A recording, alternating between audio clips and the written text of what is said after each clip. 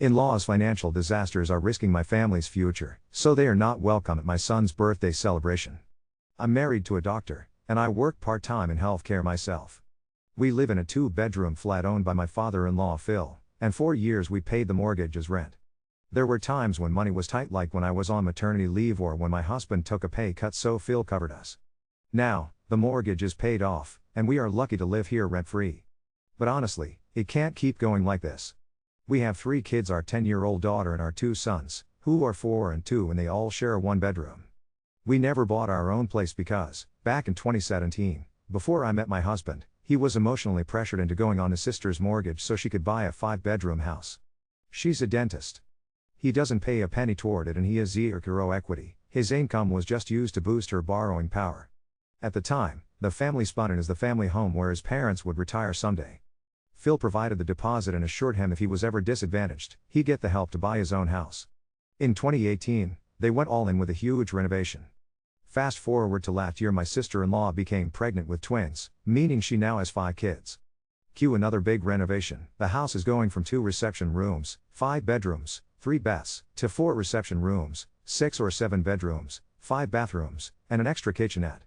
In the past 7 years, everything has been extended, remodeled, refitted again. Phil has sunk about £200 into all this. Now, the plan, which was cooked up with a mortgage advisor, is to sell our flat, Phil's flat, use the proceeds as a deposit for our own house, and move into a rental. My husband's sister would use £100 from the sale to remortgage, which would finally get my husband off her mortgage. But there's a huge catch. She's got mountains of credit card and shopping debts. She needs to clear her car finance. She's driving around in 2 new EVs. Her borrowing power is weak because her salary isn't high enough and she hasn't finished her tax returns. Realistically, based on her current finances and declared income, she'd only qualify for a remortgage of £21 when she actually needs about 18 times that. It's maddening to watch. She spends excessively, goes on extravagant holidays, and just recently started talking about a luxury island trip for her 40th birthday.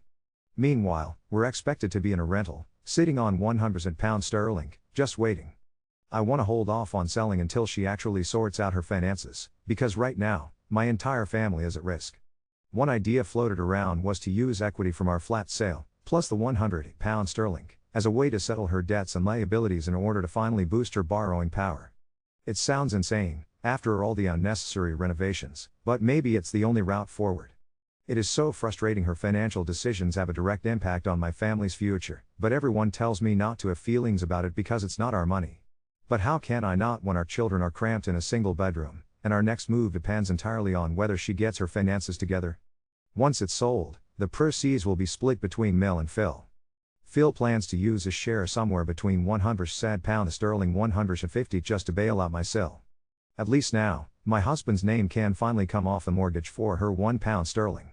£1 million house, though she still needs to ditch those new cars. Yesterday was hard for my husband, seeing everything so clearly, watching all his hopes for help evaporate, but weirdly, he felt at peace by the end of it. It was never really his money to claim, and his dad can do whatever he chooses with it. That big deposit we hoped for is never coming, and that's okay. We're worse off than if we'd never gotten involved at all. House prices have soared, we need more for a deposit now, and years were wasted, years on empty promises.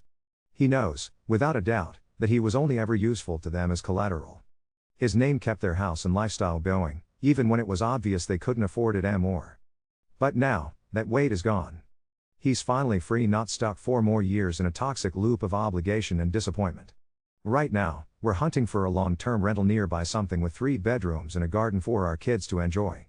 We're also setting up a meeting with a financial advisor, hoping to finally carve out our own future, saving hard for a home that's truly ours, and for a secure future for our children just the way we want, with no strings attached.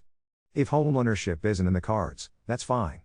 We're walking away lighter, not bogged down by anyone else's mess, ready to build a life on our own terms with clarity, confidence, and peace of mind. Update 2. A lot of people have been asking for updates on what's been happening with my husband's family, so here it is. Back in 2017, my husband co-signed his sister's mortgage to help her buy a house when she just couldn't manage it on her own.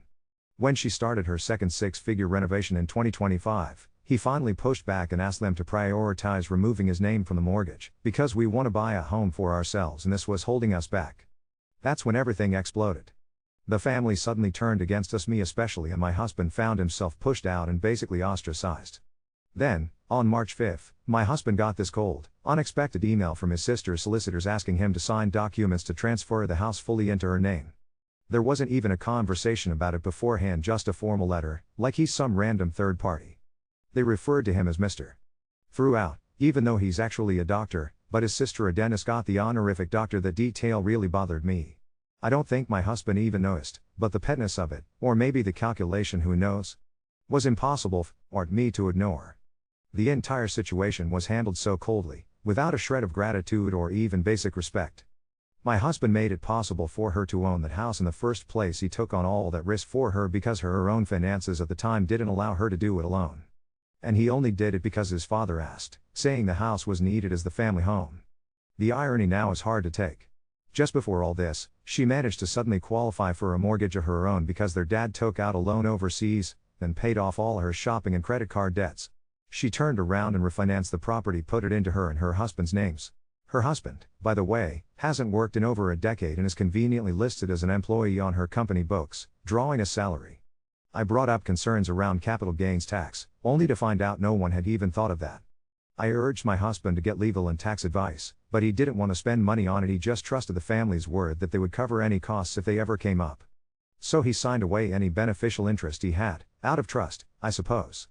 The deadline to take him off the mortgage was March 31. I brought it up with him on March 30, and he didn't even know if the process was finished.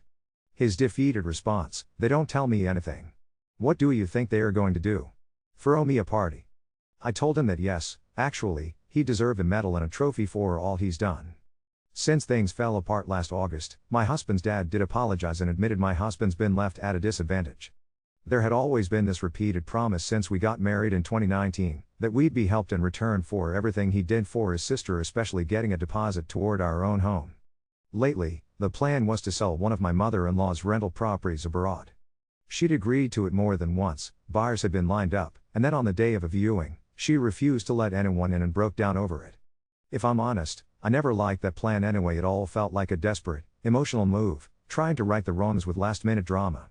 Now, neither does my husband, out of respect for his mother. That repeated line from the family, "We'll make sure you're not disadvantaged," has quietly disappeared after 9 whole years. Not once did his sister ever so much as say thank you, or acknowledge what he risked or gave up so she could have her house. When he finally brought it up with her during an argument last year, she said absolutely nothing. She's too proud and arrogant for even a simple acknowledgement. Meanwhile, we've had 3 kids sharing a single bedroom since 2023. Now his sister is rewriting the story, saying it was always her plan to refinance with her husband, and blaming the original mortgage advisor for not telling her how. She even pretends my husband was going to receive equal help from the sale of the property abroad, but now, obviously, it's not her fault. There's been a civil war and the value has dropped. The way she spins things is just insulting. There's really no relationship left between us and them. She hasn't seen our youngest son in 6 or 7 months. The last time she saw our eldest was at Christmas, and her presence made him so uncomfortable he asked to leave early, so my husband went and picked him up. I haven't seen her or her family since late last summer. My husband's youngest brother and his wife also seem to have picked her side, and we don't see them either. They even enrolled their daughter into the same private daycare that our son attends without saying a word to us. The staff at daycare even approached me because the cousins share a surname, and nobody had told us a thing. We haven't been invited or attended any of the usual gatherings for birthdays or special occasions, a massive shift from what used to be normal for us. My husband's finally realizing it's impossible to sustain relationships that lack respect, basic gratitude, and any sense of honesty. Even though I've tried to stay neutral and encourage him to at least keep ties, it's clear he's made up his mind. Watching someone I love so deeply be used, then dismissed, and finally erased from the story as if his sacrifices never even mattered is heartbreaking. I feel so much anger and resentment toward his family. It honestly feels like we've been pushed out for the simple reason that my husband stood up for himself and, more importantly, for our family. At this point, he's done waiting for help that will never come. Truthfully, I never wanted the kind of help anyway, and I certainly never expected it to materialize. Now, we're just saving as much as we can, and he's taking on extra shifts so we can build our own deposit. Our relationship, at least, is solid. It almost feels like he's made the choice to finally put us first, and while part of me wants to celebrate that, a bigger part feels desperately sad for him. He's a good, honest, and just man, and he's deserved far better from his family. He always says that he knows deep down none of them would have ever made the same sacrifices for him, and that, for him, is enough. Update 3. Two things landed in the same week: the email from the bank confirming my husband was officially discharged from his sister's mortgage, and our son's 5th birthday. The timing felt like someone had drawn a line for us. One chapter closed, and we were starting the next with a paper crown and a dinosaur cake. We kept the party small. Classmates, a few close friends, the cousins on my side. We booked the soft play down the road for a Saturday morning slot so the kids could run wild and be home in time for naps. My husband and I both agreed we weren't inviting his side. It wasn't about punishment, it was about keeping the day calm. If they wanted to see him another time, we could think about a separate visit in a neutral place, with ground rules, but not this. He sent a short, polite message in the family chat the day before explaining we were doing a small class party and hoping to do something with his parents one-on-one later in the spring. No one replied. We got there early with balloons and a pile of supermarket pastries. The kids started arriving in a blur of tiny trainer spin glitter face paint. 15 minutes into the chaos, the manager came over to me and asked if I was expecting additional family guests. I knew before I turned around. Phil, Sil, and all her children had walked in with a massive box present, one of those electric ride-on cars, and a laundry bag full of wrapped things. I saw my husband's face set in that quiet way it does when he's bracing for impact. He walked over first. He told them, calmly, that this was a closed party, that we'd make sure our son got the gift later, but they weren't coming into the private room. Phil launched straight into the speech I've heard 100 times: family is family, we've housed you, you're ungrateful, you're alienating us. My husband didn't flinch. He said, today is about our son. You can leave the gift or take it back, but you're not coming in. Sil whipped her phone out to start filming, and I asked her to stop. She said, why? You ashamed? It was so petty and so predictable I almost laughed. Our son spotted them at the entrance and ran over for a hug because, of course, he did. He's 5. He looked up at me to check, and I told him he could say hello and thank you, then we were going back to the party with his friends. He did exactly that, all small politeness and big excitement, and then he ran off to chase a classmate up the big slide. We took the box car, which was bigger than our pushchair, and tucked it behind the reception desk with the manager's help. Sil tried to follow us into the party room with a bag of smaller gifts for the table, and the staff stopped her because it's a private hire. You'd have thought someone had physically barred the door of Buckingham Palace the way she carried on. Phil finally hissed at my husband that we were breaking his mother's heart and walked out. Sil stayed a beat longer, staring me up and down like she was trying to decide if she could still make a scene worth her feed, then turned on her heel with a good luck with your little party and left with her entourage. Once the door shut, the room actually felt lighter. The kids screamed through a magic show and one of them tried to eat a balloon. My husband cut the cake with our son and somehow got frosting on his ear. I looked over and he looked miles away for a second, then he blinked back and smiled and I realized he wasn't far away at all. He was here, really here, and it felt like the first time in a long time that a family thing was allowed to be only ours. After we got home and everyone collapsed for a nap, a message came through from Mail, just to my husband. Not rage, not theatrics, just a single line: I didn't know they were going. I'm sorry it was spoiled. He called her and she cried. She said she'd seen the message about keeping it small and hadn't intended to intrude, that she keeps being told things and then realizes it's not quite what happened. I don't know what's true anymore, but he told her gently that the door wasn't closed forever, it was just closed today. That evening, while we were stacking paper plates and trying to assemble the electric car in our hallway without waking the toddler, another email arrived confirming the discharge was completed at Land Registry. No caveats, no subject to, just done. He sat down on the floor with a screwdriver in his hand and cried in this quiet, private way I've only seen twice in 7 years. I turned the kettle on and we drank tea on the kitchen floor next to a plastic steering wheel and a heap of ribbon. On Monday, the soft play called to say a member of staff had found an envelope under the reception desk with our surname on it. It was from Phil. Inside was a cheap printed card for our son with £50 sterling cash and a note that said, "Use this wisely," underlined twice. I gave it to my husband and he said we'll put it toward swimming lessons, because we are nothing if not literal. There's a practical shift happening in the background too. We signed for a 3-bedroom rental with an actual garden and a pear tree that the landlord swears fruits every other year. Move-in day is the end of the month. The flat we're in has an offer just under asking. Mill says she is relieved, and Phil is already talking about paying down this and that for Sil. None of that touches us anymore.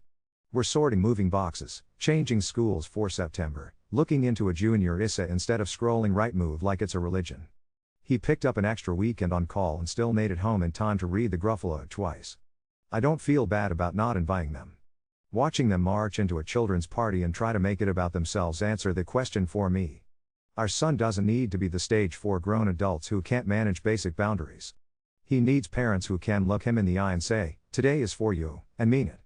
We tucked him in that night and he whispered that it was the best party ever, then asked if he could drive his new car to school. I said no, because it doesn't have a number plate and also he is 5, and he laughed in that pure way kids laugh when you've made a joke that isn't even a joke.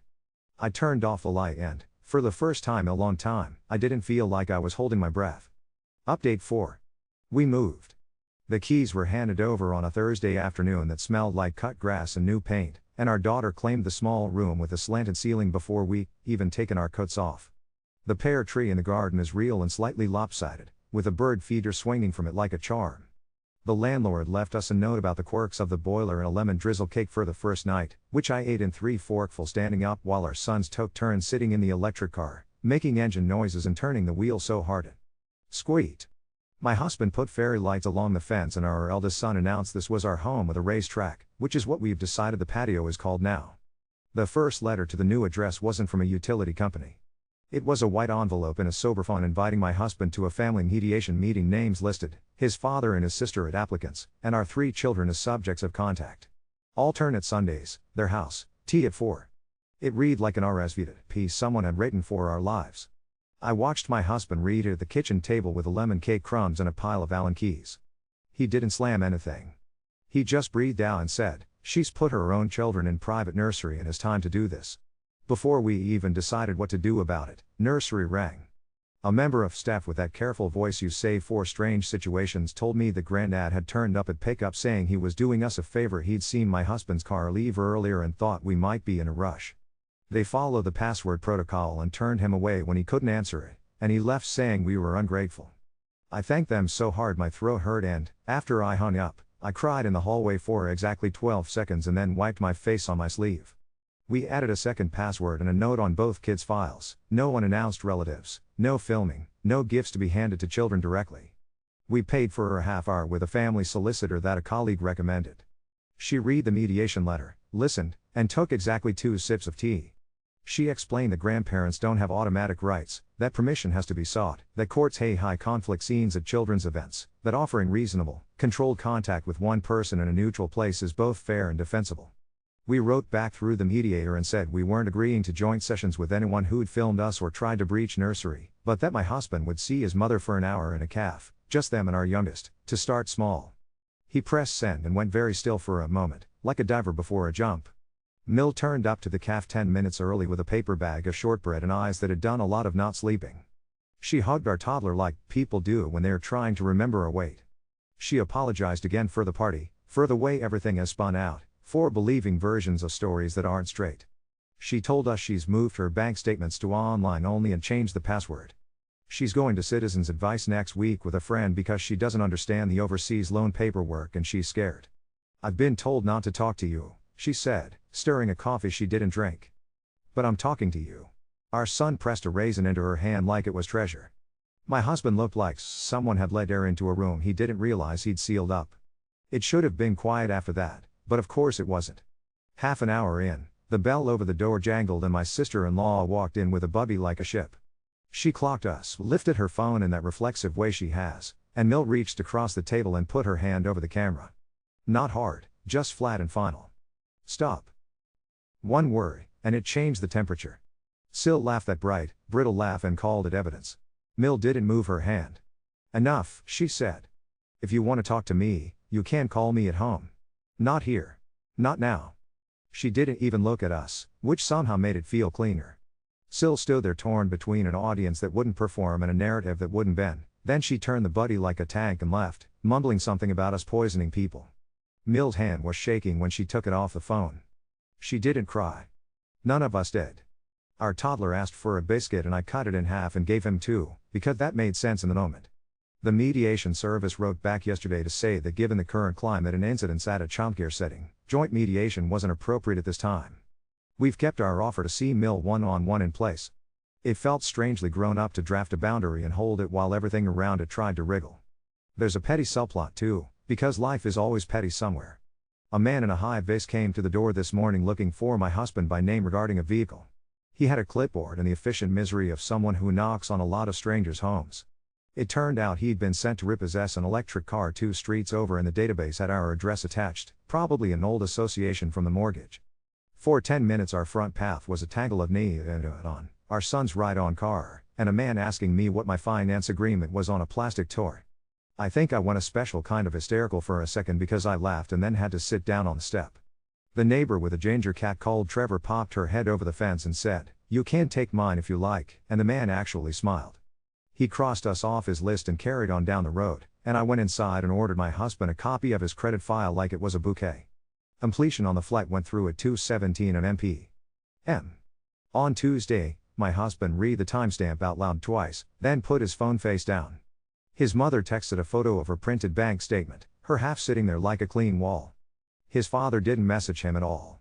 Through someone else we heard that he's paid off this and that and booked a table for 24 Sill's birthday at somewhere with candles built into the dessert. Good luck to them. We used the last of the moving boxes to make a ramp off the back step and the electric car took it like a champion exactly 3 times before the battery died in the middle of the lawn. Our sons tried to push it like a rescue operation. My husband tied a length of parcel string to the front and towed it in slow circles while our youngest stood inside with both arms up like he was conductor of a very small, very important train. At bedtime, our 5-year-old whispered that he hopes the pears are the nice kind this year. I told him we could make crumble together if they are, and if they are not, we'll make something else out of whatever we have. He said, "Okay," like he believed me. I tucked him in and shut the door and stood in the hallway for a second, listening to a house that belongs to nobody but us, with no one waiting in the wings to turn it into a stage. Tomorrow we'll send our reply to the mediator and sign up for swimming lessons and check the pickup passwords again. It's all small admin and big courage, which is, I think, what this next bait is going to be made of. Update 5. The pears are still hard as marbles, but our son insists on checking them every morning like he's doing rounds. He taps each one with a solemn little knuckle and reports back, "Not ready," in the exact tone my husband uses to discharge a patient. Swimming lessons started on Tuesday. He wore new goggles that made his eyes look like giant coins and my husband climbed into the pool in a t-shirt, because he forgot his rash vest and refused to be that dad. I sat on a plastic chair with a towel over my knees and watched 40 small humans kick like spaghetti. It felt ordinary in the best way. Then my phone buzzed with a number I didn't know and a voice introduced herself so gently that my stomach did a flip. "Cafis." She said the words application to the family court and my ears filled with cotton. We got home to the brown envelope with the crown on it waiting on the mat. It was heady like it had come with its own weather. My husband opened it at the table with a butter knife because we haven't unpacked the letter opener. The wording was crisp and bland and somehow worse for it, names typed clean and black. Applicants, his father and his sister. Relief sought, contact with our children, alternate Sundays, tea at 4, their house. The form had a little box that asked about risk, an actual tick box, and beneath it lines where someone had written that we were obstructive, that we had alienated the paternal family, that we had used minor children to punish. I don't know if it's possible to make a sound that is both a laugh and a swear, but I made it. Our 5-year-old came in and asked if the pears were ready yet and my husband said, "Not yet, mate," and put the knife down like it had been a gun. We called the solicitor who drinks tea and sips and she told us what would happen next in a voice like a metronome. There'd be a safeguarding call and a first hearing and, if we wanted to, we could make our own proposal. "Keep a child scented," she said, like we'd ever wanted anything else. We bought a printer off Marketplace from a man who ran it down the road to us in his socks. He handed it over like an organ for a transplant. We spent a Friday night feeding it paper while our son's electric car sat in the hole like a bouncer. We wrote it all out, the simple version. The party. The nervous attempt. The filming. The offer we already made for quiet time with Mill in places where the cups don't break if you drop them. I stapled the pages and Trevor the neighbor's cat climbed into the box the printer had come in and refused to get out. The CAFS officer rang my husband the next morning while he was standing in the garden staring at the not ready pears like they might ripen under observation. She asked about arguments, police, any history that would make a judge twitch. He talked about cake and nursery passwords and filming and about his mother in a calf with a bag of shortbread and a shaking hand. He didn't mention the house or the money because it didn't belong in the room, and when he hung up, he looked like someone had said, "You're doing fine," out loud. We kept our small life ticking. Our daughter had her first friend over and the pair of them lay on the carpet making bracelets so tight I had to slide one off with washing up liquid. Our toddler learned the word no and applies it to everything except blueberries. A parcel arrived addressed to my husband, and when he opened it, it was a letter saying his credit link to his sister had been removed. It felt like someone had unkinked a hose in my chest. We framed the school offer email on the fridge because it was our first choice, and I cried into a dishcloth about catchment areas like a cartoon of a mother. My husband met his mom at the library, this time because the calf suddenly felt too public. They sat under the big plastic dinosaur in the children's corner while story time happened 3 feet away, and she chose a book about frogs because she said the pictures looked friendly. She wore the same cardigan as the last time, and her wedding ring was gone. Not a dramatic absence. Just skin and a pale line where a circle used to be. She told him she'd gone to Citizens Advice with her friend who knows how to ask questions, and that she'd had to say out loud to a stranger that she didn't understand a loan they'd taken in her name. She said they'd told her to ask for copies of everything, to stop signing blank spots, to keep her bank card in her own purse. She said she's moving in with her sister for a bit because the shouting at home makes her shoulders feel like doors wedged open. Our son climbed into her lap with a book about a salamander, and she read the title like she was tasting something new. Halfway through, the bell at the front desk went, and my husband looked up like a deer, but it wasn't anyone we knew, just a dad returning a stack of overdue DVDs. Nobody filmed anyone. Nobody tried to make a speech. They left after an hour, and our toddler waved his whole arm the way he does for planes. The first hearing date came through by email the next afternoon. It had a slot and a judge's initials and instructions about dialing if we wanted to appear remotely. It read like a train timetable you didn't book. Our solicitor sent back the thing with the thing, and my husband added a paragraph that said he reserved the right to bring our son along one day when Mill has her feet under her in a calm place, but not while there's filming and not where car keys are flourished like confetti. Nobody gets to collect our children like prizes.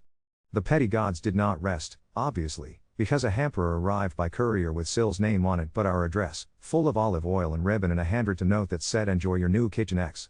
I stood on the path in my socks holding a bottle of balsamic vinegar with a gold tassel, feeling like someone had cast me in the wrong play. We turned it away, and the courier apologized to me like he'd failed a moral test. That evening the neighbor with Trevor knocked to invite us to a street barbecue in July.